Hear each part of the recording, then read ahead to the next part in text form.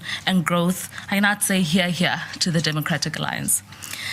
However, rising debt and tax increases stand in the way of us achieving this goal.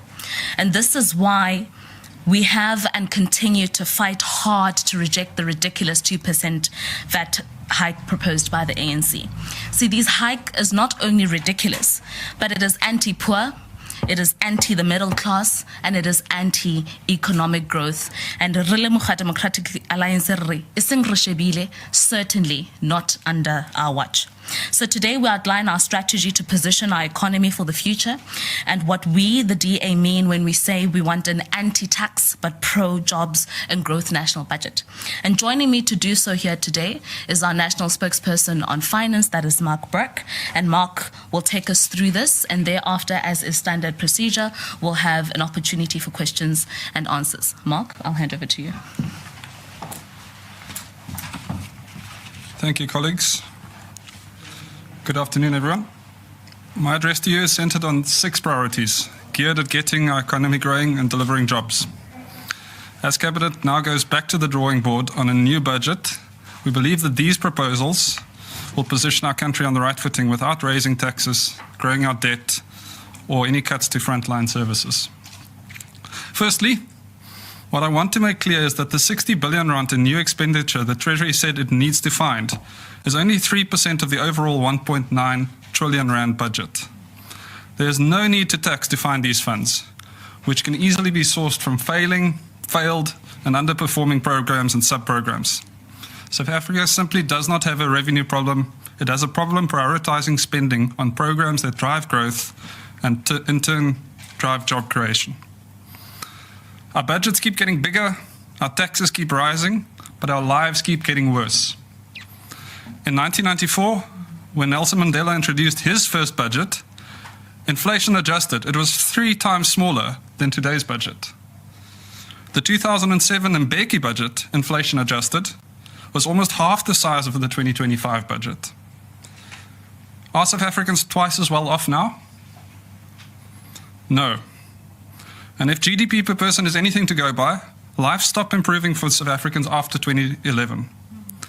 We initially made great strides, and then we stalled, and now we've regressed. More than half of our people now live in poverty. Those who can afford a house see its value drop year after year in many parts of South Africa. Where we once boasted about how many villages and townships were connecting to the grid, now the discourse is about Eskom bailouts and load shedding. And despite an ever-growing budget, lives are getting worse. The ANC solution is to spend more, borrow more, and tax more, with zero focus on efficiency. It's insane. We're doing the same thing again and again, but expecting different results. And that's not why the DA is in the GNU government. We need to break the cycle and reject any new tax hikes that can only damage the economy at this point. So, while some media might be inclined to push the narrative of how do we fill this void by the rejected ANC VAT hikes, we believe it's actually time to think critically. We do not have a shortage of tax revenue. We have a shortage of scrutiny. So our proposal is a simple 6-point plan. 1, no new taxes, including VAT, personal income tax, and company tax. South Africa's tax base is too small to carry any additional tax increases without choking the private sector, investment, and further damaging the economy. Tax increases will chase away investment, shrink our tax base, and ultimately cause damage to the economy. The government must find 60 billion rand in savings from wasteful spending instead of burdening taxpayers further.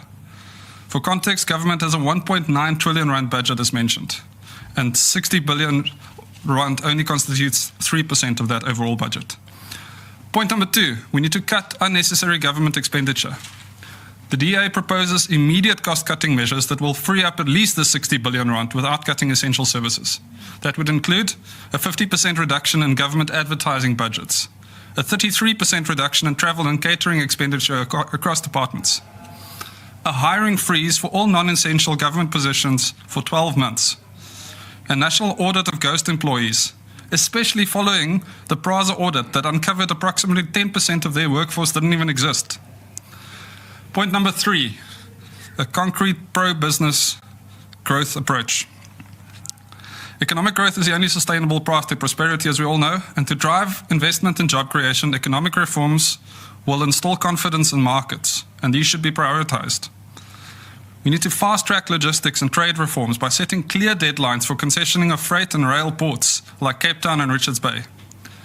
We need to establish a $5 billion, on our money, 92 billion rand, concessional lending arrangement with the World Bank for high-impact urban infrastructure projects without adding to the national debt. Point number 4, a comprehensive spending review to reprioritize 58 billion rand. We need a 3-month emergency spending review, which must be undertaken to identify wasteful and failing programs. This will allow the reallocation of funds to essential public services such as healthcare, policing, and education.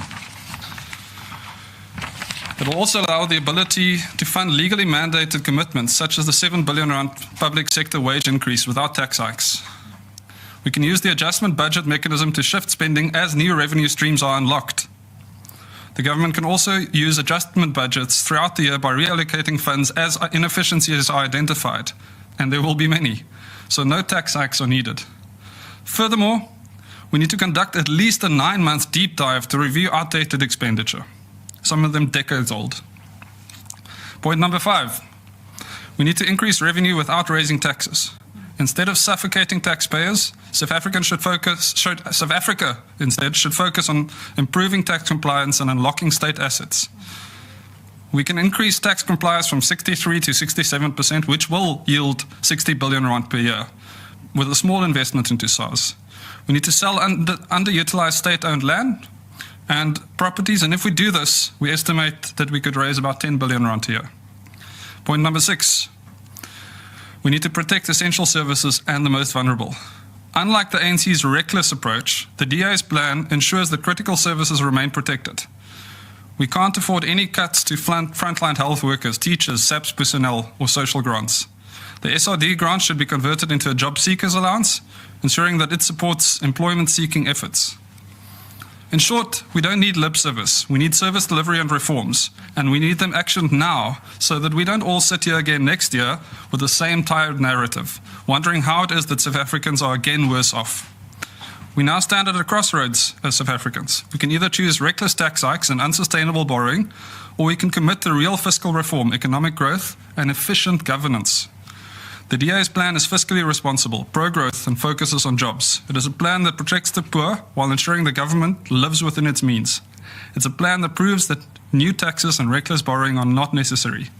The only thing that is necessary is political will. We call on the GNU to adopt these measures and ensure that the 2025 budget prioritizes jobs, growth, and fiscal stability, not the failed economic policies of the past. Thank you so much. Thank you very much, Mark. There, colleagues, it's very clear. So unlike what Minister Godongwana would want us to believe, we don't have an either 2% hike tax or a austerity in his form budget. We've just now tabled an alternative that is very sober, that does give clear alternatives to how we can restructure the budget and get it to a point where we're able to see what we want, which is the growing of our economy, the creation of jobs without taxing South Africans further. And we're very clear, all he has to do is to copy, paste, use it. It's very, very user-friendly.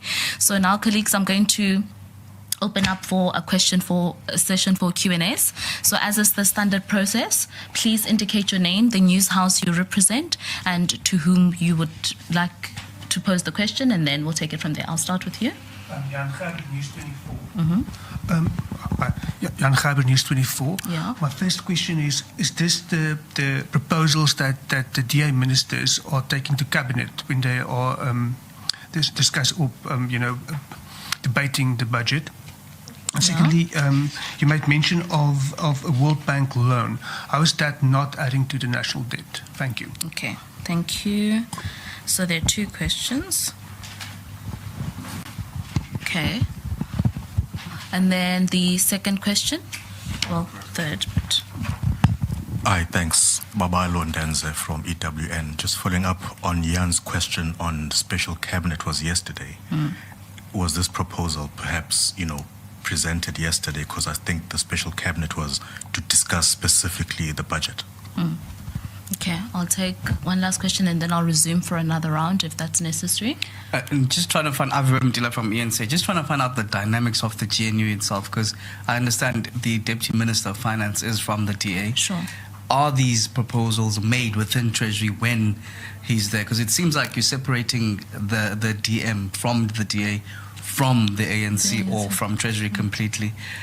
And with all these dynamics, it seems like the pulling apart is continuing. Is South Africa safe in the hands of the GNU? Okay, thank you so much. Is that for the first round? Okay, I see one question. So I'll give you the brief now. Hi, Karabo. Just two questions for you. Yeah. Why was the VAT increase fight important for the DA?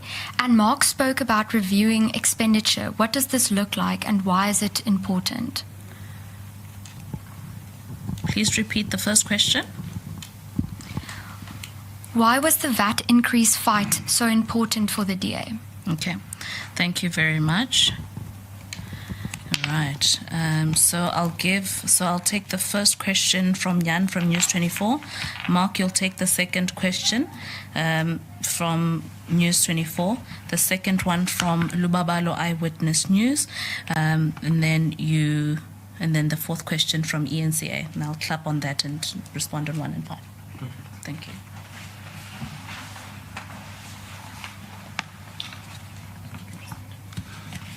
So, as I understand your question, it is how the World Bank concessional lending arrangements doesn't constitute national debt. Look, we have to look at what other countries are doing with the World Bank. China is every year maxing out every facility at its disposal from the World Bank for infrastructure investment. And we're barely scratching the surface. Some of these concessional arrangements don't go onto our balance sheet.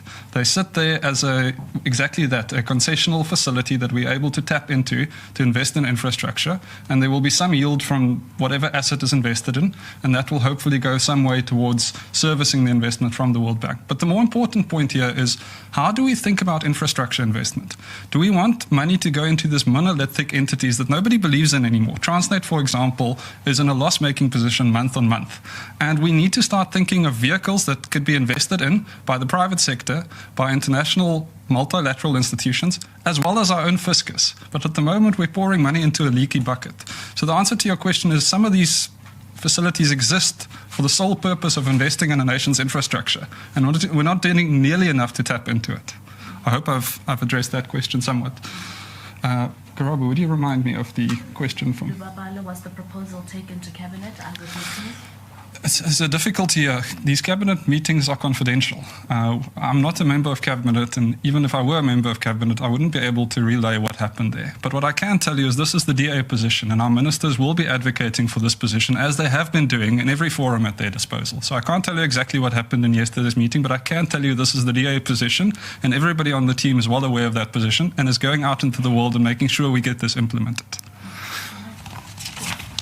Thank you very much, Mark. So I am going to clap the first question of Eyewitness News, the last bit of Newsroom, the last bit of Eyewitness with ENCA, and clap it into one question because there are similarities there.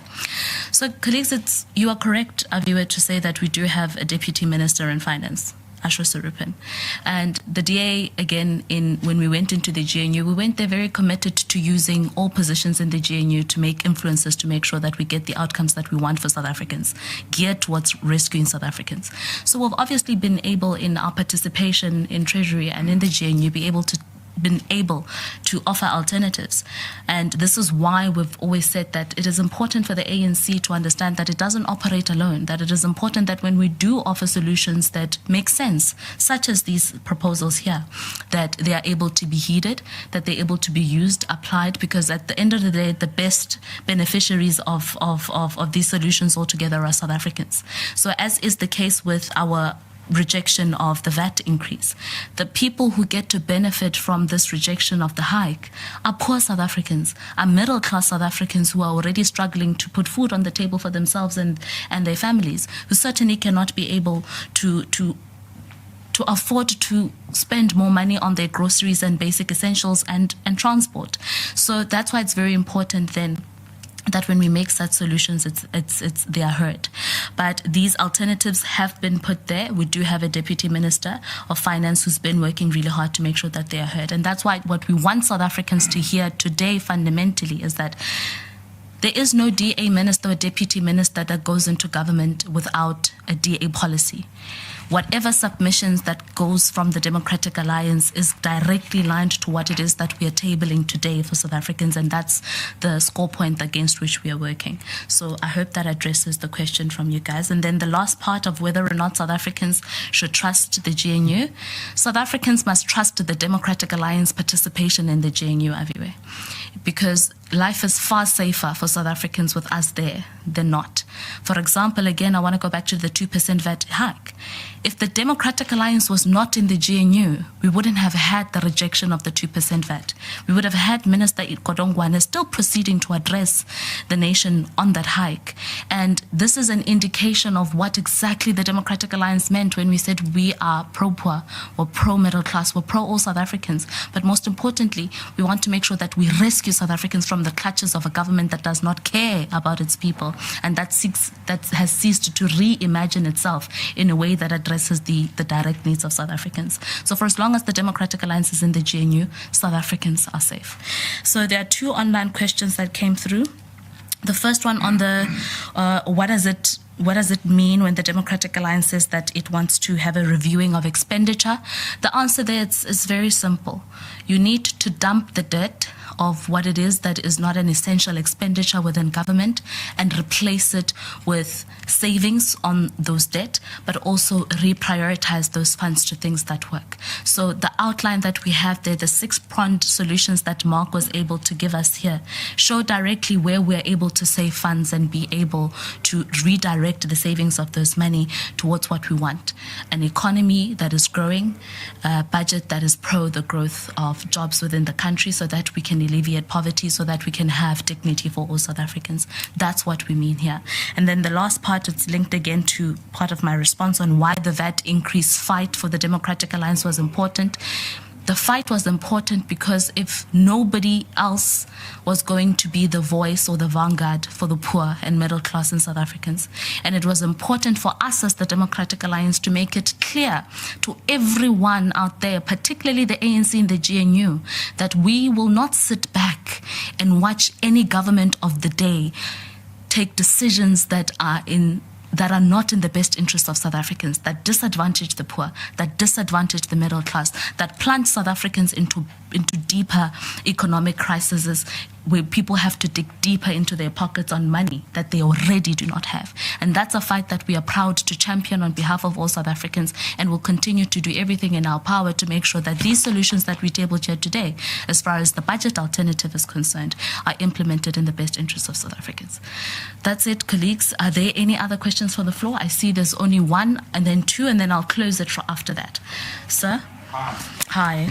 Paul Vecchiato from Bloomberg. Focusing government expenditure, particularly on the public sector wage bill. First of all, a wage increase was announced, I think, the day before budget. First of all, your comments on that, and was that discussed among the GNU partners? Secondly, the plan or the idea has been mooted that the public service will be cut by about 200,000 jobs. What are your thoughts on that? And if you support it, and what kind of levels of public servants would you think should actually accept that? Thank you. Okay, thank you. Viwa, the last question. Thank you. Just following up on around the deputy minister, are you suggesting then that his voice is not heard within Treasury, given how now you seem to suggest it's an ANC stance and how the VAT is an ANC policy? I just want to understand the involvement of the deputy minister. Was he heard? Was his consideration taken there as part of the GNU? And also just the assumption that it's the DA that drove the pushback against the VAT, when the cabinet ministers are telling us that it was many other political parties, even the ANC, that fought away the VAT increase. Okay. All right. So you'll take Bloomberg, and then I'll take ENCA. Sure. Cool. Yeah. Thanks, Paul. It's good to see you. The question, perhaps I'll start with your second question first, which is to do with cutting these. We cannot fall into the ANC narrative that unless there's a 2% VAT hike which impacts the poorest amongst us, then there will be an austerity budget. It's a false dichotomy. We don't have to buy into that narrative. We all know the problem. We all know how much fat, inefficiency, corruption, and maladministration is baked into our current governance system. That's the problem. We need to take aim at that problem. And for us to, when I say us, I particularly mean the Minister of Finance, in an emotionally manipulative way, say to us now that unless we get the 2% VAT hike, all of these people will be binned, and good luck to them. It's a false narrative. It's a false dichotomy. We've got many efficiencies we can unlock. We need this 3-month spending review and then the longer 9-month period to find these inefficiencies over time. Some of these things haven't been reviewed for decades. So no, we don't buy into the narrative that frontline services could be or should be cut if we aren't able to get this VAT hike. It's simply inconceivable that the budget keeps going up year over year. But for the last 10 years, government hasn't been doing nearly as much as they were doing for the first 10 or 15 years of democracy. So Paul, short answer on that is no. On to your first question, which is the wage increase. One of my questions to the Minister of Finance in Parliament last year was, how many times are we penciling in an amount in our midterm budget statement, and then those wage increases end up at a higher amount? And how often has that happened in the last 5 years? Of course, there's no good answer to that question, and the Minister didn't give a good answer to that question, because we keep underestimating, which throws our whole fiscal strategy into disarray. The Minister has spoken in the past about tough love to SOEs, and I would argue that we need some tough love towards state employees going forward. There's all sorts of bad practice that's become entrenched practice over time. So we see, above inflation increases year over year, and then in addition to that, if people have been in the state service more than 5 or 10 years in some cases, they automatically get a 1% increase on top of those above inflation increases. And it's ruining our fiscal strategy, and it's making South Africans really upset that a parliament cleaner is earning more than a teacher in a rural town in South Africa. These things make no sense. We can't be spending 30,000 rand on a cleaner when people are struggling to get by. So Paul, this is part of the problem. This is what we need to address, and this is what we need to become a lot more mature about in addressing, instead of bending to the loudest voice in the room every time. I hope I've answered your question. Sorry, just to clarify, so you don't support the retrenchment of public service employees? Absolutely not. Okay. Thank you, Bloomberg. ENCA. Aviwe, I don't want us to complicate this. It's black and white. We have a GNU, which is a coalition form. All voices are empowered to express their views on any matter, and all partners in the GNU are empowered to do their job, in line with what is the responsibility of the DA's Deputy Minister of Finance, Ashish Sarupan, is to make comments when a budget doesn't make sense, which he has done. And however, he's not alone in ministry. He's not even the minister altogether. And this is the whole point that the Democratic Alliance has been making, to say, you cannot, in all honesty, if you believe that you are an ethical leader, say no to sober and sensible solutions because of your political ego, because the person who came with the solution is not an ANC card carrier, even though they are sober. And so this is what we are saying to South Africans now today, that we are committed 100% to continue to fight to be the voice of reason within the government of national unity. And this is why we are tabling the alternatives we have tabled here today. And I will recap on them very quickly just before we conclude. But it's as simple as that. And on the last one, on whether the assumption that the Democratic Alliance is not the sole driver of the tax hike protest, the bottom line is this. The Democratic Alliance is the leader of the pack of this argument of the day. Had the Democratic Alliance not led the conversation to protest the 2% VAT increase, we wouldn't have had the outcry we have seen. Certainly, we wouldn't have had the leading of communication in the media as we have seen in the past. Other political parties in the GNU, yes, may have also said the same thing, but we led the conversation, and we are clearly the people who have been at the forefront of fighting this.